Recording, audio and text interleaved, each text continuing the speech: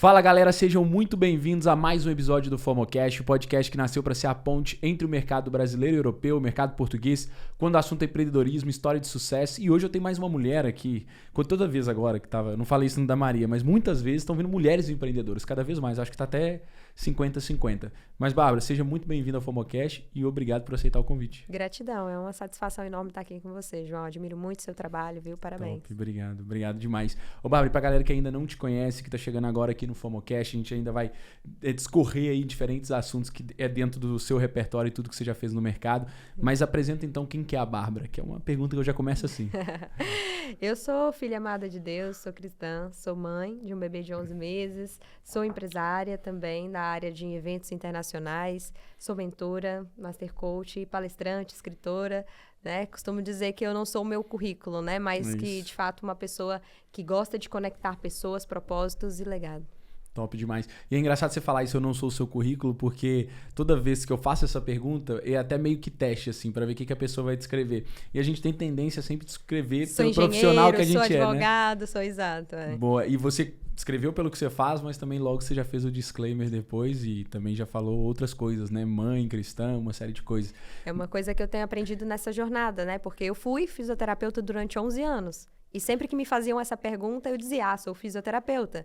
Quando eu comecei a empreender, eu dizia, sou empreendedora. Mas eu entendi que quem eu sou está ligado à minha identidade, não à minha ocupação de trabalho. Top. Então é muito mais profundo. Né? Não, isso é muito legal, porque até hoje eu falava na live sobre isso, né? Que, por exemplo, que eu não sou minha empresa, eu não sou meu podcast, eu não sou meu evento, não sou nada disso. Tipo, mas tal coisa deu errado. Deu errado, tipo... Tem repertório para construir de novo, para construir ainda melhor. Exato. E você trazer esse ponto de vista casa muito com o que eu falei hoje, então me identifiquei muito. Mas isso é importante porque nós somos a nossa marca pessoal, né, João?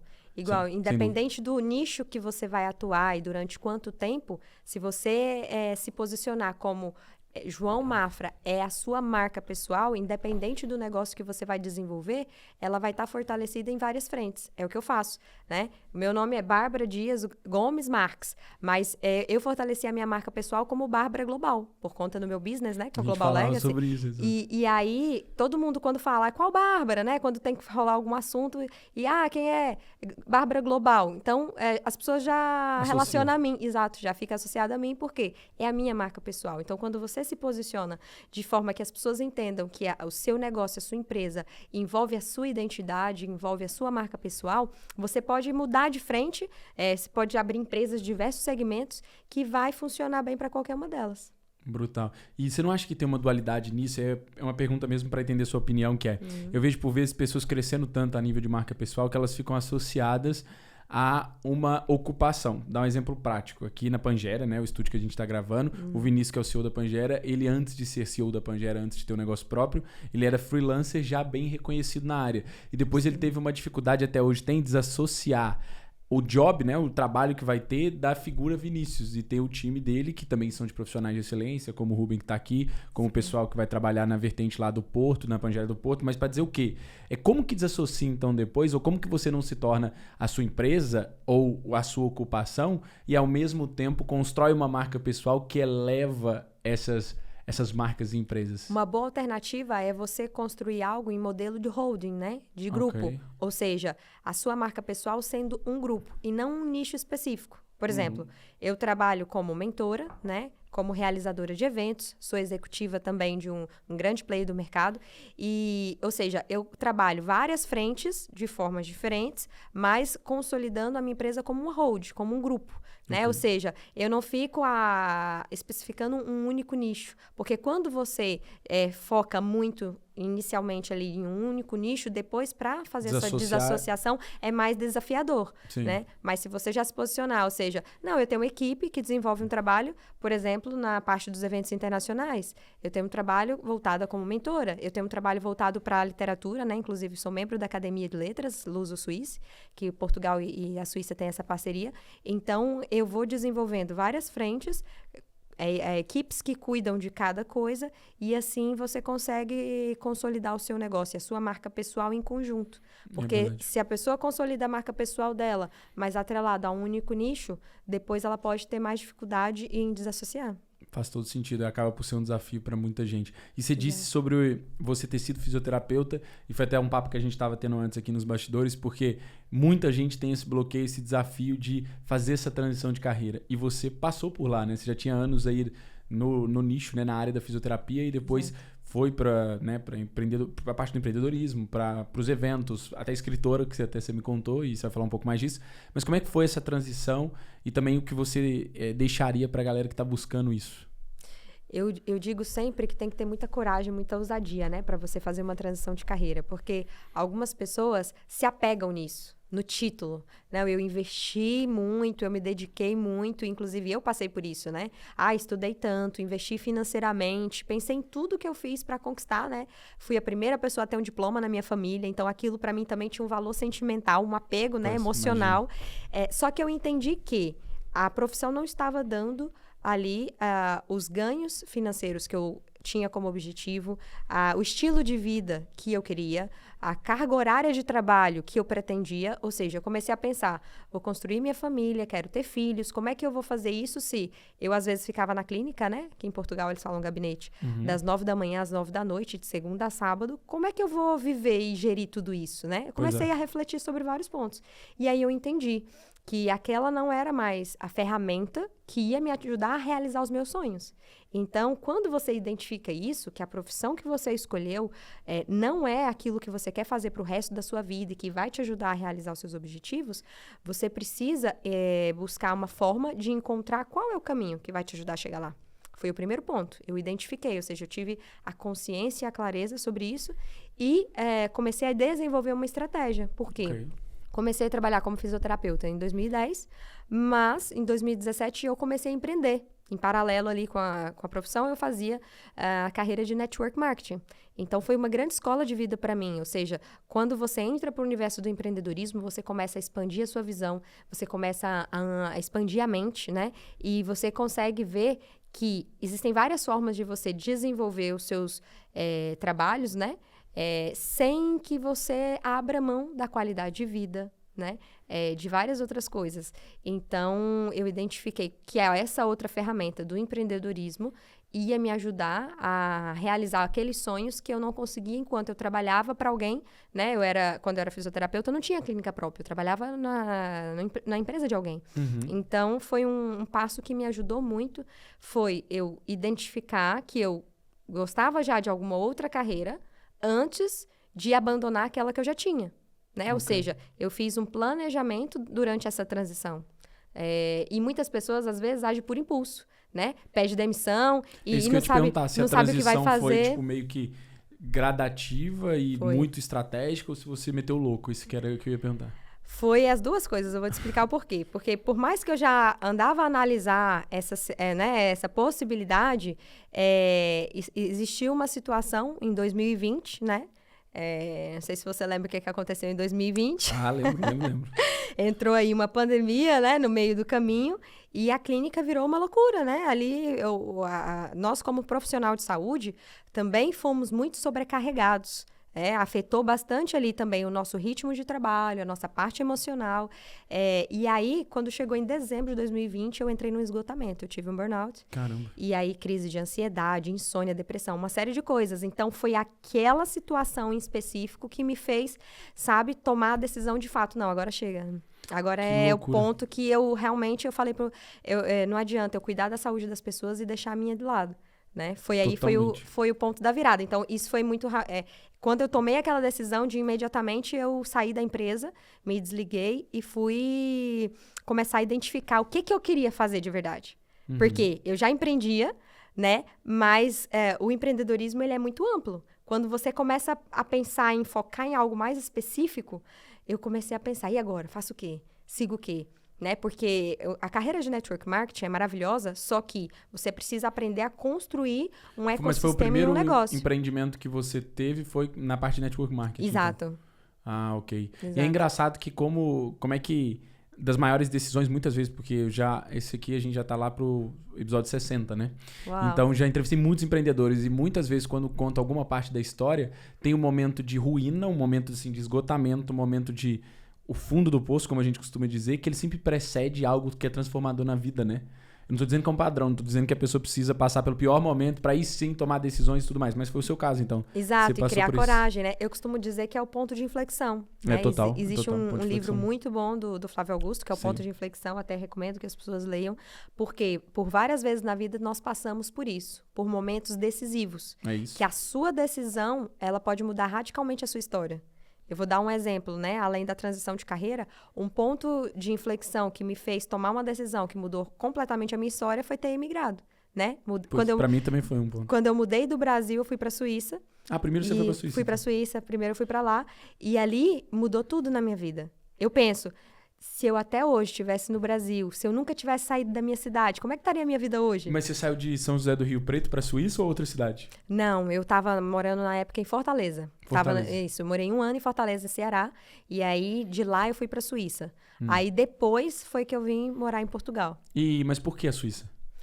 Olha, foi uma grande oportunidade, porque dentro da nossa equipa, né, de desenvolvimento dali do Network Marketing, nós tínhamos uma pessoa que morava na Itália e ela comentou, olha, a minha irmã vive na Suíça, ela trabalha lá, e aí tinha uma oportunidade que era ligada à fisioterapia também, que era para ajudar uma criança, né, que estava ali na fase de desenvolvimento motor, de um casal lá na Suíça, na casa onde a irmã dela trabalhava, e em parceria eu conseguia aí expandir a equipe também da empresa de network marketing. Ou seja, você foi para trabalhar com fisioterapia nesse cuidado específico. Exato. E expandir a minha equipe. Exato. Okay. Aí eu uni o útil ao agradável. Eu falei, olha, vou arriscar, né? Top e aí foi muito bom.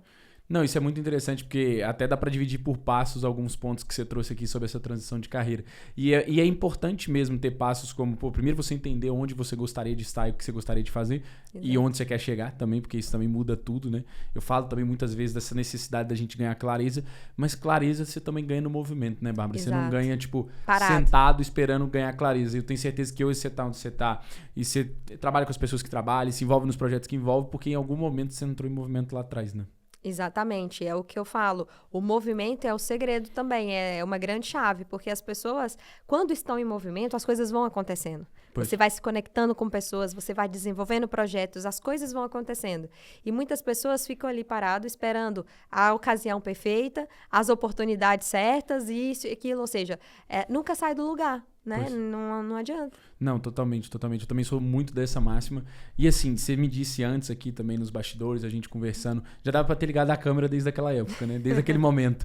Mas você trabalhou em diferentes nichos dentro até do que é o próprio empreendedorismo. Exato. E um deles foi a parte de eventos, que é uma parte que você domina muito bem e faz até hoje. E dentro dessa jornada, né? Porque aqui a gente, fazendo a ordem cronológica, você saiu de fisioterapia e foi aprender com network marketing. Depois, como é que vem a ponte para a parte de gerenciar eventos, de estar, né, conectada com grandes players? Como é que isso surgiu? Em ordem cronológica, os eventos até veio antes de tudo, porque eu estava na faculdade, eu trabalhava lá, quando eu morei em São José do Rio Preto, eu fui para lá para estudar, né? Fui para lá para fazer faculdade.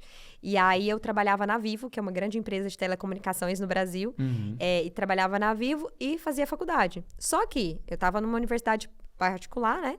E eu mesma é que me bancava, né? Eu mesma que pagava as minhas contas. Então, eu comecei a trabalhar com eventos para poder auxiliar mesmo no rendimento, né, do mês, para pagar as contas mesmo.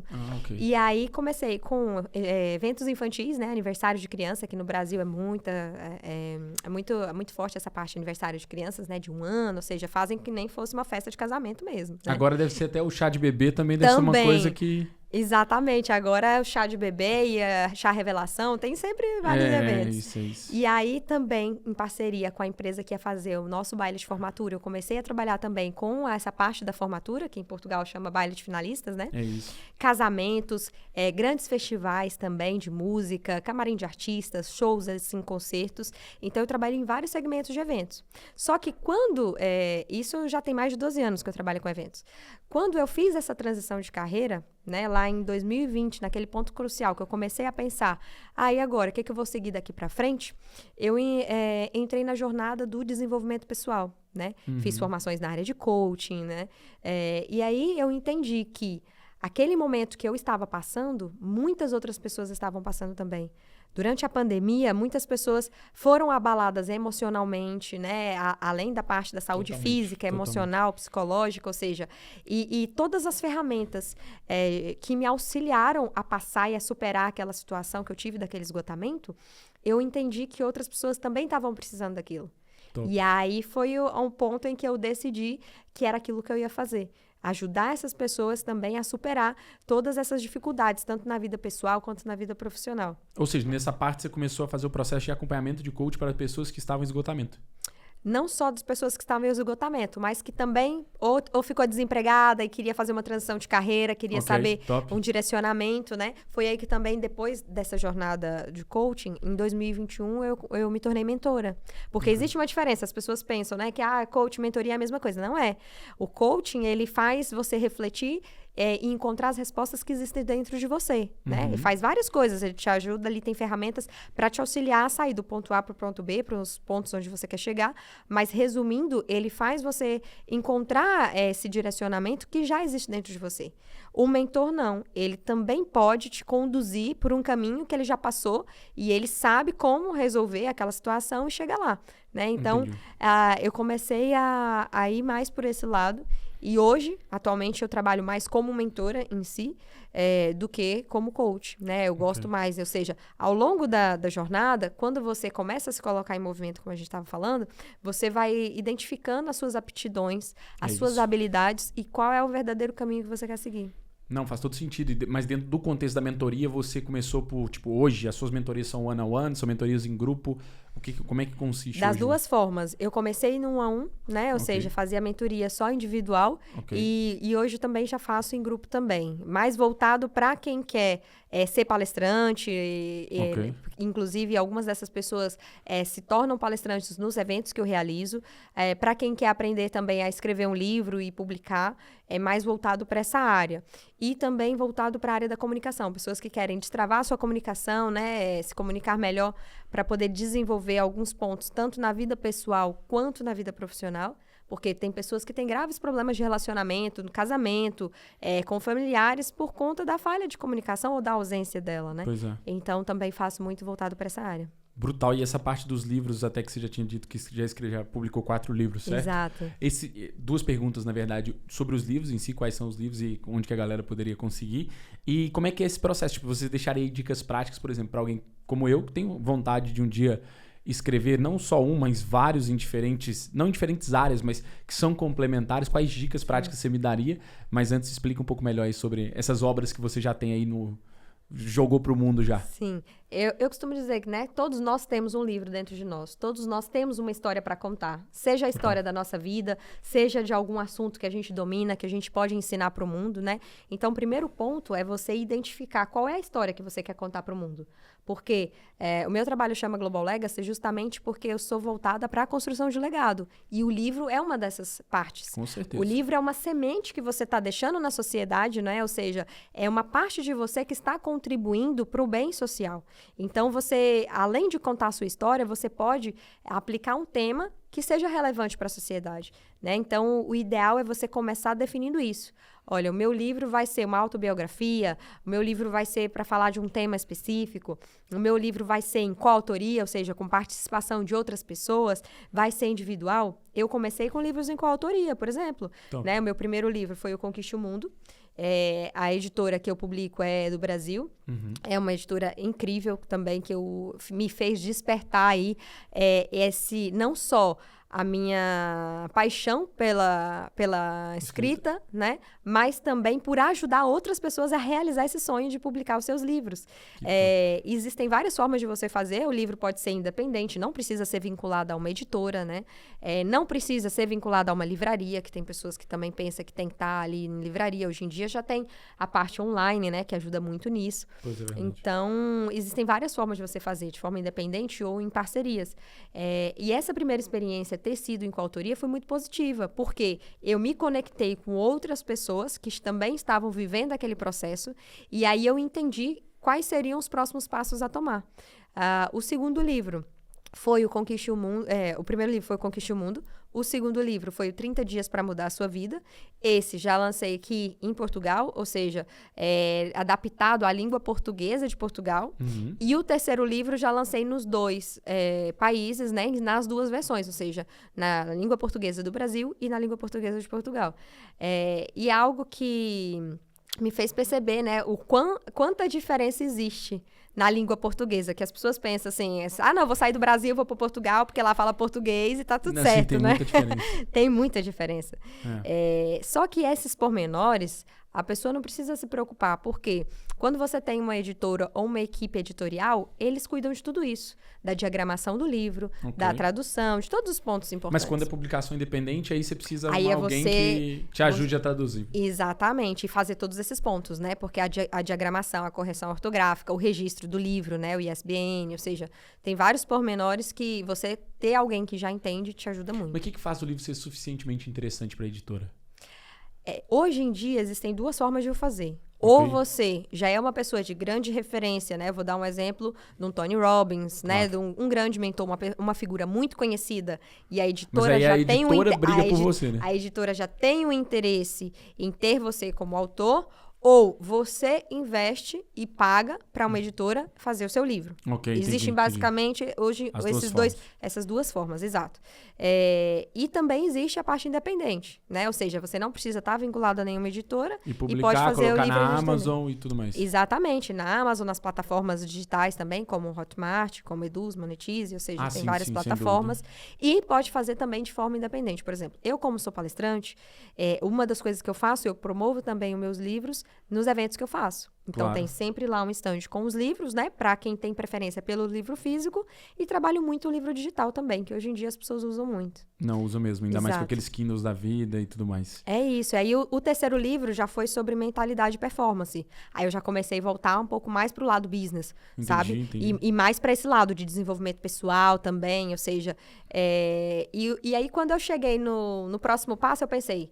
Poxa, e agora? Eu vou escrever sobre o quê? Eu preciso escrever sobre algo mais profundo e mais direcionado pessoa a pessoa. Sabe, o sentimento que eu tive na produção do quarto livro, que é não deixe o seu café esfriar, não deixe a vida para depois, porque ela acontece agora, é que a pessoa que pega esse livro, ela entenda que a vida dela... ela tem que gerir e que acontece mesmo agora. Se ela ficar procrastinando e não fazer o que precisa ser feito e não sair da zona de conforto, ela não vai crescer. Então, foi uma pegada completamente diferente. Essa eu fiz produção independente. Foi um desafio lançado por um mentor. Inclusive, a nossa galera acabou por... quase todas as pessoas ali do grupo escrever e a gente lançou junto, sabe? Foi muito bom também. Essa experiência foi bem diferente. O ambiente molda, sem dúvida. Mas dentro dessa parte, tipo assim, se você pudesse dividir em passos mesmo para essa escrita do livro, a primeira que você já trouxe, que eu concordo assim 100%, é a questão de você entender o que você quer botar para fora, né? Exato. Qual é a mensagem que você quer passar para o mundo? Pra fora. Exato. Mas depois na prática, os outros passos, assim. Depois decidir se você vai querer seguir uma produção independente ou se você vai contar com apoio editorial. uma equipe editorial. Okay. Por quê? Mas até, por exemplo, eu vou começar, desculpa interromper, mas é só porque é mesmo uma curiosidade muito pessoal e algo que você deixar, eu anoto aqui no notes do telemóvel. Mas, por exemplo, então tá, eu decidi sobre o que eu quero falar, que vamos supor que tem a ver também com desenvolvimento pessoal, que aí eu faço um grande link com parte do meu próprio repertório, da minha história, e sei lá, que seja passos mesmo para a pessoa furar a bolha e romper esse estado que ela tá hoje. Aí eu vou começar a escrever, não sei nem como dividir isso por índice. Eu começo a escrever qualquer coisa e depois vou juntando. Sabe, aquela parte bem mesmo de... O desenvolvimento é desorganizado. Entenda isso. Ah, ok. O desenvolvimento do livro... Tô tomando nota aí, né? O desenvolvimento do livro, ele é desorganizado mesmo. Por quê? O que eu aconselho você a fazer? É papel e caneta ou papel e lápis. Hoje em dia, nessa área digital, é muito comum as pessoas irem lá digitar, né? No telefone, digitar no computador. Só que existem sempre aquelas notificações, um e-mail que chega, alguma coisa que chega, que vai tirar você do foco, né? Então, eu sempre aconselho a pessoa para pegar papel e caneta. E deixar fluir. Tudo que vem à mente, você começa a escrever. Tudo que vem à mente, você começa a pôr no papel. Para quem é mais tecnológico, quem preferir uma ajuda, você pode usar o gravador do telefone. E começar a jogar as ideias na fala mesmo. Começa a gravar, porque nós falamos muito mais rápido do que escrevemos, né? Então, você pode começar a gravar no gravador de voz do telefone. Uma dica para quem quer, existe no Google Docs, né? Ali a parte do Docs, você coloca lá o gravador de voz e você vai falando e ele já vai transcrever, ou seja, aquilo já vira texto. Não, Thiago, minhas lives vão virar um livro, mano. Minhas lives vão virar um livro. Eu vou pegar os insumos lá que eu mais repito, que mais acredito e desenvolver. Você pode fazer um pocket, né? De tudo isso e colocar os insights, os principais insights. Porque o livro, eu acho que é a parada... eu sei que vídeo no YouTube, conteúdo, não sei o que, sempre vai ficar... Porque a gente é de uma geração onde isso começou. Sim. Mas imagina gerações daqui pra frente. Mas livro, pra mim, eu acho que tem um simbolismo muito foda, assim. Um simbolismo mesmo de ser algo... Como você disse, é um legado. É um legado. Por mais que o resto também vai ficar, não sei. Eu tenho a sensação de que o livro é uma coisa mais... Palpável, né? Ali, é. Não, mas brutal. Parabéns por ter escrito já 4 livros. Isso é surreal. E mas se precisar de ajuda, né? Pode aí também me chamar que eu auxilio nessa jornada. Com certeza eu vou chamar. É isso aí. Top. Mas me diz uma coisa. Eu já percebi, assim, do início da nossa conversa, porque é engraçado, porque por vezes tem vários empreendedores aqui que... já são amigos meus das antigas e eu trago e troco uma ideia. Tem outros empreendedores que eu nunca vi e que chegam aqui e eu troco uma ideia. E tem casos como você, tipo assim, eu já te conhecia, a gente já teve em 3 eventos que você tava lá e que eu tava e a gente conversou e tudo mais. E eu já percebi que você tem uma mentalidade, assim, acima da média. Acima da média no sentido de que, infelizmente, a maior parte das pessoas, elas vivem na média. Estão no estado ali de procrastinação, no estado... A minha pergunta é... Eu sei como isso desenvolveu pra mim, mas tenho curiosidade também, por exemplo, no seu caso, saber como desenvolveu. Como que começou você a construir essa mentalidade de alguém que falou assim, não, pera, eu não vim a passeio, vim a trabalho, vou fazer acontecer, vou tocar o terror, vou escrever livro, vou produzir conteúdo, vou fazer evento. Isso nasce em que momento e depois como é que isso progride? Quando eu tinha 14 anos de idade. Ok. Quando eu tinha 14 anos, eu nasci em Araguaína, Tocantins, né? Nasci no estado de Tocantins. Você andou bem no Brasil, né? Oi. Rio Preto, Fortaleza. Eu brinco que eu não desisti do Brasil fácil, não. Você foi pra muitos lados lá. Então, assim, quando eu tive uma grande desilusão amorosa, sabe? Aquelas primeiras namorinhas de escola, sabe? São as piores desilusões. Uma paixão platônica e tal, e não sei o quê. Eu pensei assim, eu quero fazer a diferença na minha geração. Eu não vou deixar mais as circunstâncias que eu vivo me moldarem e me afetarem tanto quanto aquilo que aconteceu. Então, eu peguei e fiz um propósito com Deus mesmo. Peguei papel e caneta. Okay. Isso eu aplico em tudo na minha vida, gente. Papel e caneta, vocês vão me ouvir sempre falar disso. E comecei a fazer a lista daquilo que eu não queria pra minha vida. Okay. Porque uma pessoa com 14 anos de idade, que mora num estado que não tem tanta informação na época, né? Lá no Tocantins, não era igual São Paulo, que já tinha muita informação. Então, eu não tinha bem a noção do que eu queria pra minha vida, mas eu sabia exatamente o que eu não queria. Então, eu comecei a fazer a lista do não. E é uma coisa que eu deixo pra você hoje. Se você puder, faz a sua lista do não. Do que você não tolera mais na sua vida, quem você não tolera mais na sua vida, que tá só te puxando para baixo, que não tá te ajudando a chegar onde você quer chegar, e começa a colocar essa lista do não. E depois, quando você tá fazendo essa lista, vai te trazer mais clareza do sim. O que de fato você quer? Que caminho você quer seguir? Quem são as pessoas que devem andar com você? Sabe? Foi essa grande virada de chave que eu tive naquele momento que eu tava passando por aquilo, e foi aí que eu olhava na escola, tinha crianças grávidas. Porque eu tinha 14 anos de idade, mas eu ainda brincava como uma criança, sabe? A minha brincadeira era, na nossa época, assim, há mais de 20 anos atrás eu tô falando, né? A gente tinha brincadeiras à rua, né? Coisas assim. E eu assustei com aquilo, porque eu não entendia como é que uma criança ali, uma adolescente de 12, 13 anos, estava grávida. E eu olhei pra minha mãe e falei, eu não quero esse futuro pra mim. Eu não sei o que acontece pra isso estar acontecendo, né? Eu não sabia exatamente como é que aquilo funcionava, mas eu falei pra ela, eu não quero isso pra mim. Mas era cidade interior? Cidade interior, okay. Mas é uma grande cidade no meu estado, é a segunda cidade mais importante do estado, porque no Tocantins, a capital geográfica é Palmas, okay. Mas a capital econômica é Araguaína, fica no norte do estado. Okay. E, inclusive... Araguaína era para ter sido capital, porque ela já tem mais de 50 anos, né? Era o estado de Goiás, na época. Quando eu dividiu... que eu não conheço nada do Brasil, mas que top. Muito interessante, porque o estado de Goiás, ele é muito mais conhecido, né? Sim. Só que dia 1 de janeiro de 1989, ele foi emancipado, ele foi dividido. E aí, o Tocantins se tornou o estado mais novo do Brasil. Então, eu venho de uma realidade onde eu olhava a sociedade, o comportamento da sociedade, e eu já entendia que não era aquilo que eu queria pra mim. E até hoje, quando eu volto na minha cidade, eu vejo que tem pessoas que estão no mesmo lugar, trabalhando com as mesmas coisas.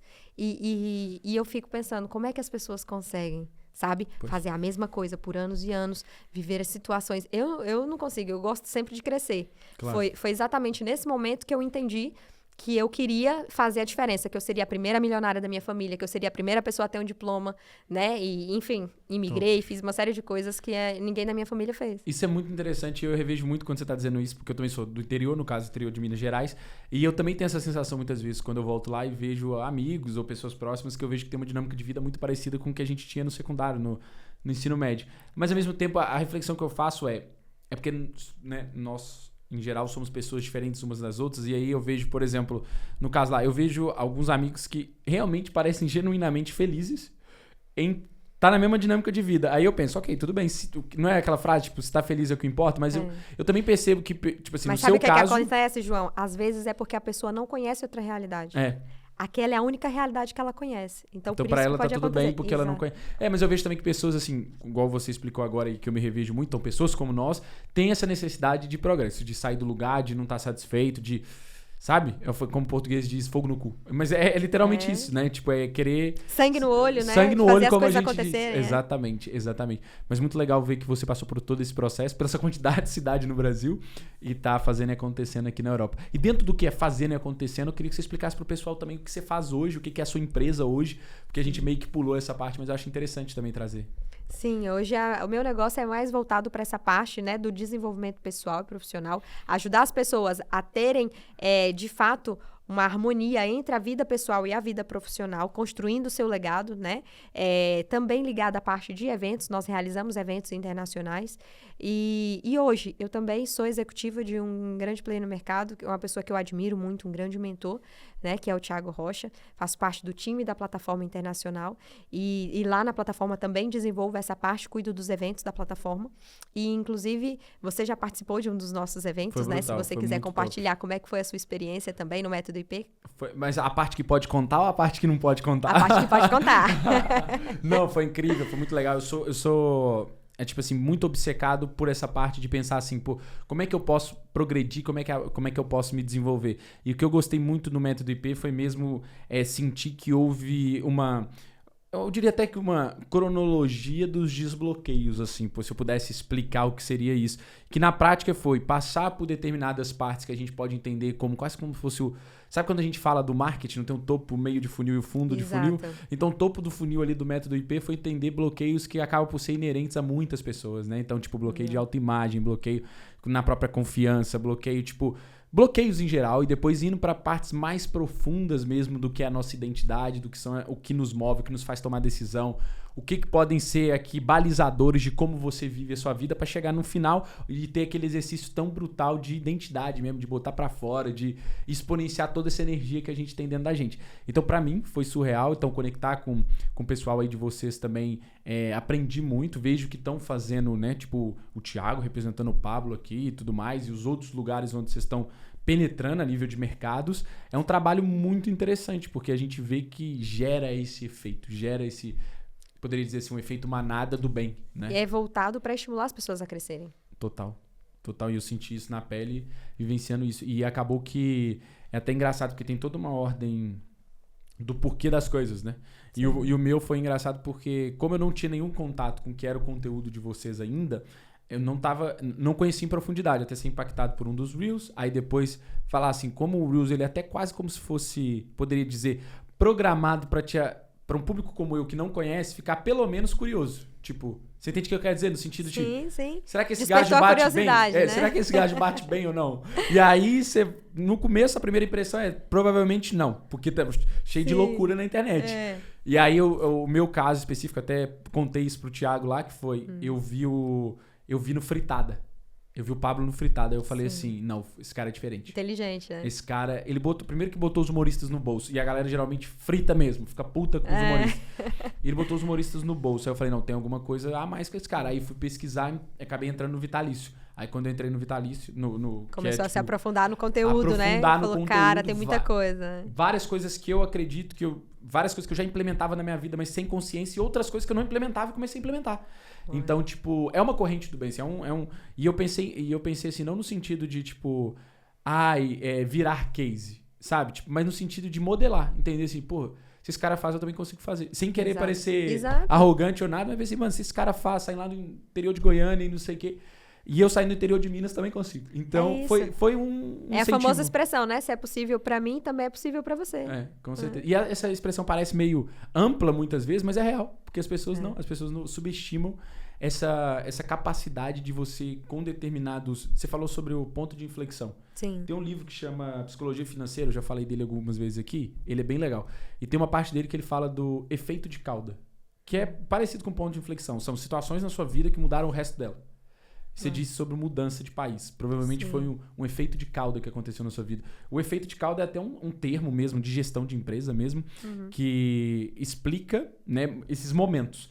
E aí, pra mim, um deles também foi a mudança, mas teve outros momentos, assim, a nível pessoal. Então, por exemplo, o rompimento de relação, igual você explicou o seu, né? A mudança eu já falei. Às vezes, drives mentais mesmo, chaves que viram, que são tão importantes virar que elas mudam todo o resto. Exato. E às vezes a gente é impactado, essa chave é virada por alguém que a gente nem conhece, que a gente nem conhece a história, nem conhece o repertório. Faz ideia, né? E é importante ressaltar que é necessário você ter coragem e ousadia para tomar os passos que são importantes. Porque às vezes você vê a oportunidade, né, na sua frente, mas não toma decisão, né? Não toma ali o movimento de ação para fazer de fato acontecer. E aí nada muda. Total. Mas você, no seu caso, você foi impactado pelo ecossistema deles quando? Eu fui fazer um evento em Alphaville no final de outubro de 2023. E aí fui convidada para ir num evento, né, da plataforma do Pablo. E fui também no culto, no Primícias. E quando eu ouvi falar, Pablo Marçal... Esse é o culto da empresa deles? Exato. Toda segunda-feira de manhã, né? Na época era às 7 horas da manhã, agora são 8 da manhã. Eles fazem um culto, que é o Primícias, e é transmitido ao vivo pelo YouTube do Pablo Marçal.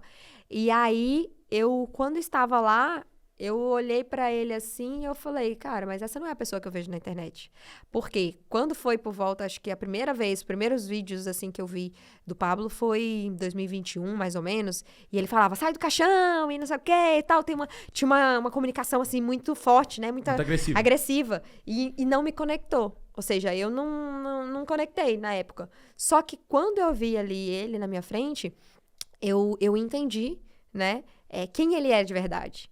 E aí, as coisas na internet, às vezes as pessoas interpretam de uma maneira, só que às vezes a realidade é outra, né? E aí, diante de tudo que eu vivi e da frequência, porque é impressionante, quando você começa a viver com pessoas com a frequência lá em cima, você sente a atmosfera do lugar. Eu liguei, assim, para algumas pessoas aqui em Portugal, inclusive pro meu marido, eu falava, amor, você não tem noção, aqui Alphaville não parece Brasil, você não tem noção do que tá acontecendo aqui. Eu falei outro dia, eu falei que se eu fosse pra eu voltar pro Brasil, eu ia pra Alphaville. Cara, é uma frequência surreal, ou seja, de pessoas com mentalidade de crescimento, com vontade de fazer acontecer, sabe? Sim. E aí, foi ali que eu pensei assim, poxa, Portugal precisa disso. A Europa, o mundo precisa disso. Seria surreal se nós tivéssemos a plataforma em Portugal. E aí, quando foi em janeiro, teve o IP Online, né? Que o Pablo estava nos Estados Unidos, foi transmitido online. Eu fiz isso. E aí, você lembra que ele falou assim, Thiago Rocha vai para Portugal, então? Você lembra? Lembro. Ele anunciou isso ao vivo. Eu falei, não é possível. Tipo assim, eu falei, eu vou me conectar com o Thiago, com a esposa dele também. Eu falei, entrei em contato com a Raquel e com o Thiago. E assim que ele chegou em março de 2024, que ele chegou aqui em Portugal, a gente foi correr junto e foi ali gerando um relacionamento. E aí ele me convidou para fazer parte da plataforma. E tem sido algo extraordinário, sabe? Tem crescido muito. É uma pessoa que eu admiro muito, como pessoa, como profissional, que me inspira muito. E são novos aprendizados. Ou seja, dia 1 de maio, ele lançou um desafio do livro. Ou seja, em um mês a gente escreveu um livro. Fez triatlo. Estamos treinando pro Ironman também. Ou seja, tem uma série de coisas que a gente tá fazendo. Pro Ironman. Vai ser muito top. Eu chamei numa entrevista que foi muito engraçado. Não chamei, mas eu falei sobre. Um convidado que, tipo assim, foi um dos caras mais brutais também, assim, a nível de resultado que já tem, que é o Rodrigo da Boali, que é uma empresa de alimentação. Ele já fez esse... Você já fez essa prova antes. Ele virou e só falou assim... O Rubem, ele mandou... o Rubem, você que tava aqui, você lembra do Rodrigo, né? Que ele falou, vou... No outro dia ele me mandou a inscrição feita. Uau. Saca? E vai vir também. Tá juntando uma galera, assim, eu brinquei outro dia, não sei quem que eu brinquei. Eu falei, esse Iron Man vai ser o maior network de sempre. Porque naquele dia do método IP, o Pablo falou que se fosse eleito, ou se não fosse eleito, prefeito de São Paulo, uma coisa assim. Não sei se fosse ou não fosse, que também tava no Iron Man. O Thiago falando que ia fazer. O Rodrigo falando que vai fazer. Essa turma toda aí do ecossistema de vocês se inscrevendo, gente que nem... E é engraçado, porque eu me inscrevi... E antes de ir no primeiro evento. E quando eu fui e vi o tanto de gente que tava inscrito, eu falei assim, caralho... Vai ser surreal. Eu falei assim, caralho, tipo, realmente faz sentido. Tipo, e é importante dizer que mulheres podem participar, né? Porque por causa do nome do Ironman, as pessoas pensam que é uma prova só voltada para homens. Não, mulheres também fazem Ironman. No triatlo que eu fiz, tava cheio de mulher. Exato. E assim, quem quer começar, né? Eu até aconselho, olha, você começa fazendo um triatlo, uma maratona, começa com provas menores, né? Para depois você ir evoluindo, progredindo, eles fazem até o meio. vai ter dia 4 de agosto na Polônia, inclusive, o meio Ironman, para quem quer testar, né? Antes de fazer o Iron, que é metade do percurso. É o 70.4. E aí também você pode ir fazendo várias provas gradativamente, né? Pra você desenvolver. Igual hoje foi a primeira vez que eu fui nadar no mar mesmo, nadar sem aquela roupa, né? De neoprene, ou seja... Hoje você nadou no mar sem a roupa. Sem a roupa de neoprene, só com um biquíni mesmo, só com fato de banho. Então, assim, cada vez que a gente tá fazendo novas coisas, né? Igual ontem, foi a primeira aula de surf, foi a primeira vez que eu fiquei em pé numa prancha, peguei uma onda, já fiquei ali me achando, né? Porque eu falei, poxa, eu pensei que na minha primeira aula eu nem ia sair da areia. E as pessoas, elas perdem essa oportunidade de fazer isso, né? Que é, tipo, testar coisas novas também. Testar coisas novas. Então, quando você anda com pessoas assim, que tem essa mentalidade de crescimento, de estar em movimento, de fazer coisas novas, você vai desenvolvendo novas habilidades, desbloqueando novos códigos aí também, é muito bom. Não, sem dúvida, sem dúvida. Isso é uma das coisas que, tipo assim, quando eu falei assim, tinha coisas que eu visualizei que eu percebi assim, caramba, inconscientemente eu pensei, já faço isso. Tipo, já é algo... Mas teve outras que eu pensei assim, como eu não faço isso? E essa é uma delas. Por que eu não faço isso ainda? Que porra, vai testar as coisas. Exatamente. Então, a gente tem um grupo lá, né, dos meninos lá também que vão pro triatlo, e foi engraçado, porque só, eu tô falando assim, só no sentido de validações. Eu me inscrevi pra saltar de paraquedas, porque o maior medo que eu tenho é de altura. E realmente eu decidi que esse ano eu vou enfrentar a maior parte desses medos que eu tenho, identificando quais são. Nós vamos fazer também o salto. E aí quando veio, eu não tinha falado nada no grupo, os caras começaram a mandar, tipo, salto de paraquedas de 19 do tal, e quem ia? Eu falei assim, eu nem vou no deles, porque eu já tinha comprado lá de cima, que na verdade foi até transferido pra Espanha, eu vou ter que ir na Espanha saltar. Sim. Mas pra dizer o nível de sinergia, tipo, de galera que tá querendo fazer acontecer. Então isso eu também achei muito legal, e a pergunta que eu tenho sobre isso é o seguinte, eu vejo que o que vocês conseguiram dinamizar ali é quase como se fosse no sentido positivo da coisa, quase como se fosse uma seita, no sentido, tipo, se todo mundo no mesmo caminho, todo mundo cultivando mesmo. É um clã, né? É um clã, é uma comunidade mesmo. E eu queria, tipo, implementar isso na minha empresa, tipo assim, ó, vê lá, em qual empresa que todo mundo junto se inscreve para um triatlo? Isso é cultura empresarial. Exatamente. Isso é muito foda. Você leu meus pensamentos, que eu ia falar justamente essa expressão, cultura empresarial. Mas se eu chego pra um colaborador meu hoje e falo assim, vão no triatlo comigo, eu acho que ele vai falar assim, mas você tá doido. Aí existe uma situação seguinte, você precisa trabalhar bem o recrutamento e seleção, porque senão eu só contrato quem faz triatlo aqui. Você ao trabalhar bem o recrutamento e seleção, você tem menos dificuldade no treinamento. Com certeza. Então, ou você investe no recrutamento e seleção, ou você vai ter que investir mais em treinamento. Sim. E por quê? Porque você, naturalmente, você vai querer se relacionar a nível pessoal e a nível profissional com pessoas que têm essa mentalidade.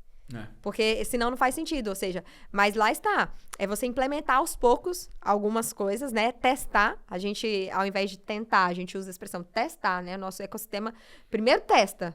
Se não der, reajusta, né? Isso. Mas não desiste. Porque a diferença entre as pessoas que têm sucesso e quem não tem sucesso é aquela que para no meio do caminho. Porque quem dá continuidade, ela vai chegar em algum momento, ela vai chegar e atingir os objetivos dela. Não, isso é sem dúvida. Mas eu falo isso mesmo no sentido de que eu tenho um apreço muito grande por esse tipo de capacidade de implementação num time, que é realmente o que eu dizia até hoje na live sobre...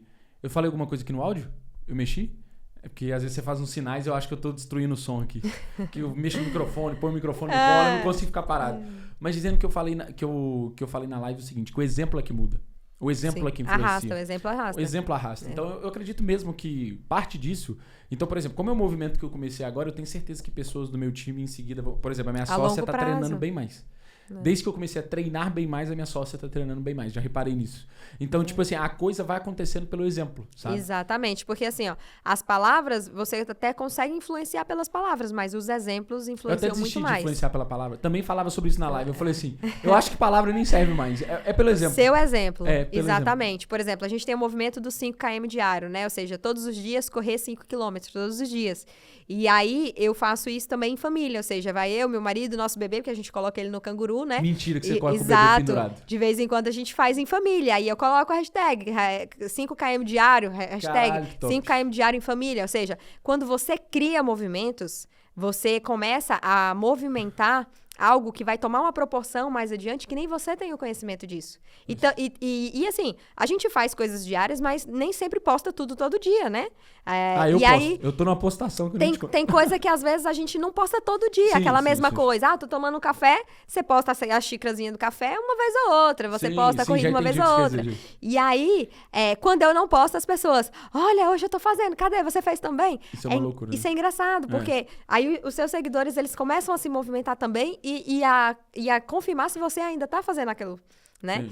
E isso é interessante porque existem dois tipos de pessoas que são bem pagas, né? Aquelas pessoas que resolvem problemas e aquelas pessoas que criam problemas. Total. E quem cria problema e depois resolve, ganha muito mais.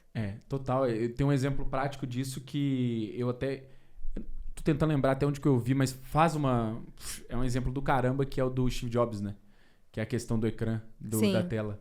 Quando do botão único, né? Porque no início o iPhone tinha um único botão, teclar, várias teclas. Depois... Eu que vinha de uma empresa de telecomunicações como a Vivo, né? Que nós tivemos BlackBerry com com várias teclas. Exato.